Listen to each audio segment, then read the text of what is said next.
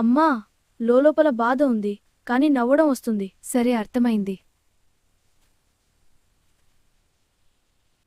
తండ్రి, డబ్బులు అవసరం, కాని ఇలా నవ్వడం అలవాటైపోయింది. అర్థమైంది, చూద్దాం. నాకు సంతోషం కాదు, నా శరీరం ఇలాగే రియాక్ట్ అవుతుంది. అరే, నవ్వుతున్నావని అనుకున్నా. నాకు ఆనందం కలిగిన బాధ కలిగిన నవ్వుతూనే ఉంటాను. ఇది భగవంతుడు నాకిచ్చిన వరమా లేక రోగమా తెలియడం లేదు.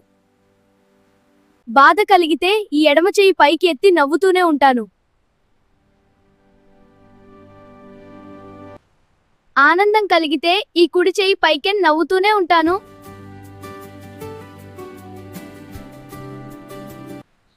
నేను ఎందుకు నవ్వుతున్నాను చూసి మీరే అర్థం చేసుకోవాలి.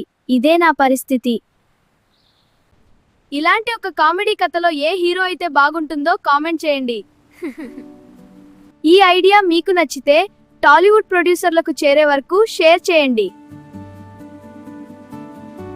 సినిమా చేయడానికి కావాల్సిన మరో కొత్త ఐడియాతో మరో వీడియోతో మీ ముందుకు వస్తాను. నా వీడియో కోసం ఎదురు చూడండి.